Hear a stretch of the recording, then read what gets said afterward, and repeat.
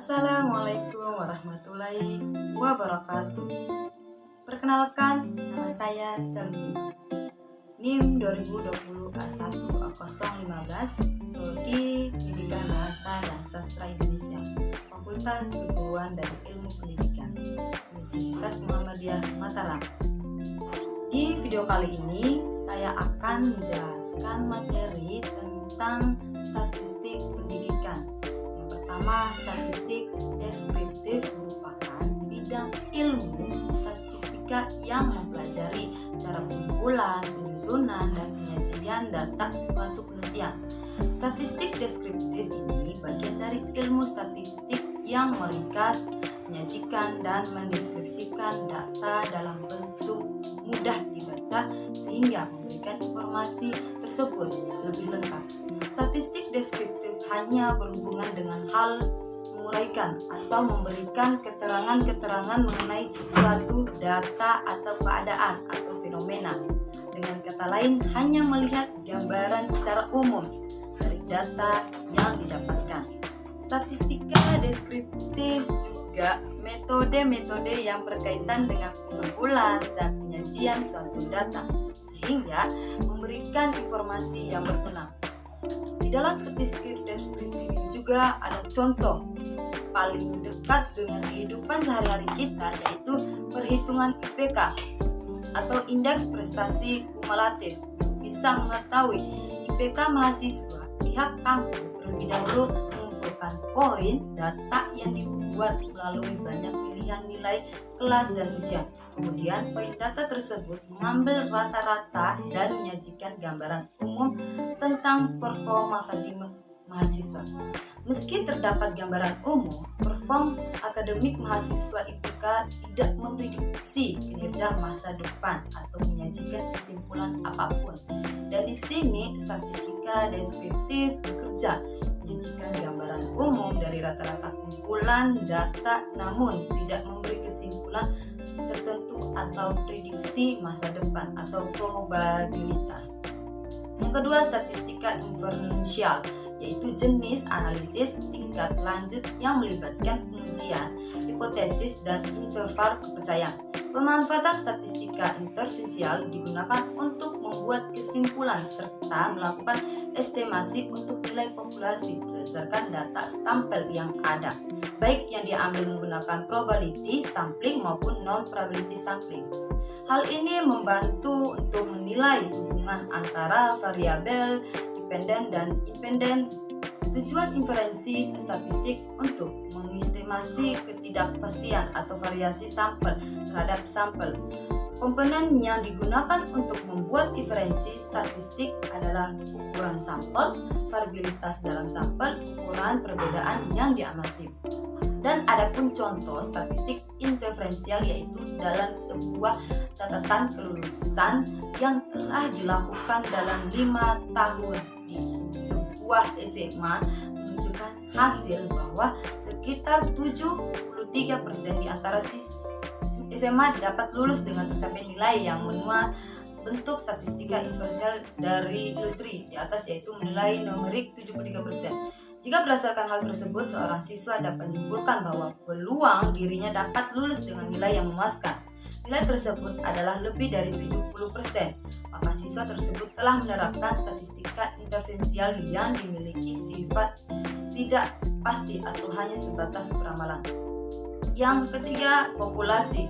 Populasi merupakan jumlah keseluruhan dari objek penelitian, bisa juga didefinisikan sebagai jumlah keseluruhan dari satuan-satuan atau individu yang mengkarakteristik hendak diteliti. Satuan di dalam istilah ini mengacu kepada unit analisis, bisa dibentuk orang-orang, benda, lembaga, institusi, dan lain sebagainya. Adapun menurut para ahli, yang pertama, Netra menjelaskan bahwa populasi yaitu keseluruhan individu yang bersifat general atau umum yang mempunyai karakteristik yang cenderung sama, sehingga saat menjumpai individu dengan sifat umum atau sama satu sama lain, maka bisa dijadikan populasi dalam sebuah penelitian.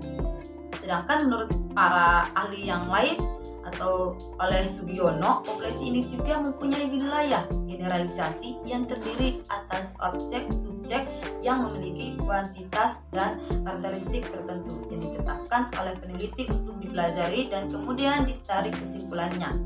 Dan adapun sampel dan populasi tidak beda jauh karena secara sederhana bisa diartikan sebagai sebagian kecil dari objek penelitian yang dipilih oleh peneliti, sehingga dari keseluruhan objek peneliti yang disebut dengan istilah populasi kemudian diambil beberapa saja atau objek yang diambil disebut atau juga yang disebut sampel. Sama seperti populasi, pengertian dari sampel juga ditemukan oleh Sugiono, yaitu sampel didefinisikan sebagai bagian dari keseluruhan serta karakteristik yang dimiliki oleh sebuah populasi. Dijelaskan pula pengambilan sampel dilakukan peneliti karena beberapa kondisi. Pertama, karena jumlah suatu objek peneliti sangat besar dan peneliti tidak mungkin meneliti objek satu persatu secara keseluruhan.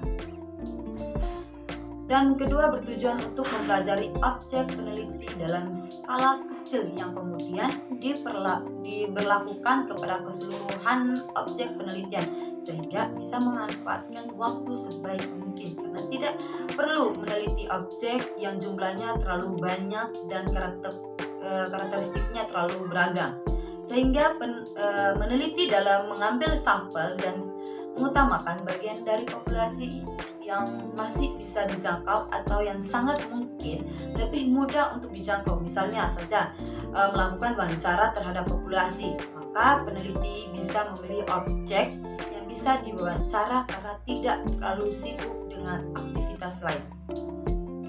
Adapun yang keempat tentang purposive sampling, yaitu teknik sampling non-random sampling di mana peneliti menentukan pengambilan sampel dengan cara menetapkan ciri-ciri khusus yang sesuai dengan tujuan peneliti sehingga diharapkan dapat menjawab permasalahan penelitian. Berdasarkan penjelasan purposive sampling tersebut, ada dua hal yang sangat penting dalam menggunakan teknik sampling tersebut, yaitu yang pertama non-random sampling dan menetapkan ciri khusus sesuai tujuan penelitian oleh peneliti itu sendiri. Non-random sampling adalah teknik sampel yang tidak memberikan kesempatan yang sama pada setiap anggota populasi untuk dijadikan sampel penelitian. Sedangkan ciri khusus sengaja dibuat oleh peneliti agar sampel yang diambil nanti dapat memenuhi kriteria mendukung atau sesuai dengan penelitian kriteria. Biasa diberikan istilah dengan kriteria inklusi atau eksklusi. Contohnya mudah dalam menerapkan teknik ini pada penelitian menggunakan metode CORD adalah sebagai berikut. Apabila penelitian akan meneliti dengan judul pengaruh konsumsi tablet besi selama hamil terhadap kadar hemoglobin pasca melahirkan, maka peneliti menetapkan kriteria khusus sebagai syarat populasi atau ibu hamil yang dapat dijadikan sampel, yaitu apabila ibu selesai tidak mempunyai berbagai jenis penyakit anemia. Alasannya ditetapkan kriteria tersebut adalah karena kadar hemoglobin tidak hanya disebabkan oleh konsumsi tablet besi, melainkan oleh berbagai penyebab lainnya yang mendasar seperti penyakit anemia megaloblastik, anemia aplastik, atau berbagai jenis anemia lainnya. Yang kedua itu salah satu pengertian dari sampling jenuh disampaikan oleh Sugiono pada tahun 2017, yaitu teknik menentukan sampel apabila seluruh anggota populasi akan dijadikan sampel dalam penelitian atau dapat disebut juga dengan sensus dalam lingkup kecil. Pengertian tersebut tidak jauh berbeda dari definisi lain, yakni teknik sampling jenuh diartikan sebagai teknik dalam penentuan sampel penelitian yang sampelnya didapat dari semua anggota populasi. Selain itu, sampling jenuh juga dapat berarti cara yang digunakan untuk menentukan sampel penelitian dengan mengambil keseluruhan populasi berdasarkan karakteristik atau sifat tertentu sebagai objek penelitian. Adapun contoh penelitian yang menggunakan teknik sampling jenuh yaitu penelitian yang dilaksanakan oleh Siska Eka Fitria dan Vega Fauzan Arifia dari Universitas Telkom yang dilaksanakan pada tahun 2018 di salah satu desa yang ada di Bandung. Penelitian tersebut disampaikan dalam artikel berjudul Analisis Faktor Kondisi Ekonomi, Tingkat Pendidikan dan Kemampuan Berwirausaha terhadap Kinerja Usaha bagi Pengusaha Bidang di Desa Cuka Ngateng dan dalam Jurnal Manajemen Indonesia. Penelitian ini berawal dari potensi wirausaha di Desa Cukang Genteng yang kebanyakan masyarakatnya menjadi pengusaha atau pengrajinan ikan pidang. Akan tetapi pada kenyataannya usaha mereka yang mereka lakukan kurang menunjukkan kemajuan. Oleh sebab itu penelitian ini berusaha menentukan faktor-faktor yang menyebabkan stagnasi usaha tersebut. Adapun yang ketiga, snowball sampling, yang merupakan salah satu metode dalam pengambilan sampel dari suatu populasi, di mana snowball sampling ini adalah termaksud dalam teknik non probability sampling atau sampel dengan probabilitas yang tidak sama. Menurut Naiman, teknik snowball sampling adalah suatu metode untuk mengidentifikasi, memilih, dan mengambil sampel dalam suatu jaringan atau rantai hubungan yang menurut peneliti menyajikan suatu jaringan melalui gambar sosiogram berupa gambar lingkaran yang dikaitkan atau dihubungkan dengan garis-garis setiap lingkaran mewakili satu respon atau kasus, dan garis-garis menunjukkan hubungan antar responden atau antar kasus. Contohnya snowball sampling. Dalam snowball ini juga identifikasinya awal mulai dari seseorang atau kasus yang masuk dalam kriteria penelitian. Kemudian berdasarkan hubungan keterkaitan langsung maupun tidak langsung dalam suatu jaringan dapat ditemukan responden berikut atau unit sampel berikutnya. Demikian seterusnya proses sampling ini berjalan sampai didapatkan informasi yang cukup dan jumlah sampel yang memadai dan akurat untuk dapat dianalisis guna menarik kesimpulan penelitian. Contoh cara pelaksanaan teknik snowball sampling ditujukan pada penelitian terhadap Nuwisma di Jakarta. Adapun yang terakhir yaitu metode accidental sampling, yaitu metodologi penelitian yang banyak digunakan dalam penelitian kuantitatif. Metode accidental sampling ini dapat pula diartikan sebagai teknik menentukan sampel secara acak. Jadi siapapun yang ditemui, sampel yang dipilih tanpa perencanaan sebelumnya, inilah yang disebut sebagai sampel yang diambil berdasarkan kebutuhan. Adapun menurut Notomojo, metode ini yang mengambil responden secara kebetulan untuk dijadikan sampel. Notomojo pun menegaskan bahwasannya metode ini mengambil responden yang kebetulan ada di tempat sesuai dengan konteks penelitian. Rasanya belum afdol jika mempelajari secara teoritas dan teknisnya saja. Perlu ada juga contoh accidental sampling secara konkret untuk menetapkan pemahaman secara langsung. Atau berikut ini adalah beberapa contoh accidental sampling.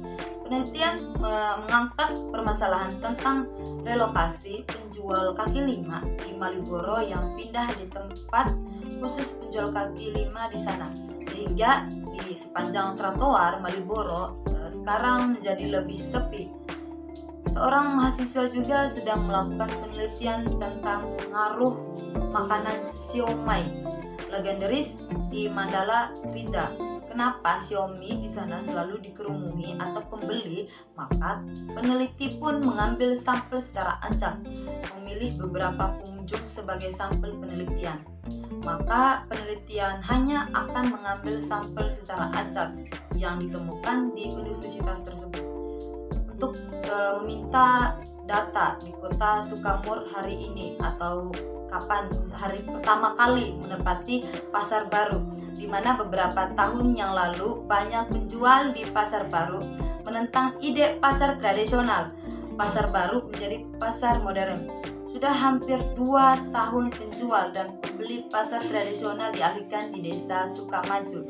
Setelah beberapa tahun proses pembangunan, akhirnya hari ini pasar modern pertama kali diresmikan untuk melihat respon dan tanggapan mereka. Adi melakukan penelitian ini memilih sampel dengan metode accidental sampling. Mungkin itu saja video presentasi dari saya. Sekian, wassalamualaikum warahmatullahi wabarakatuh.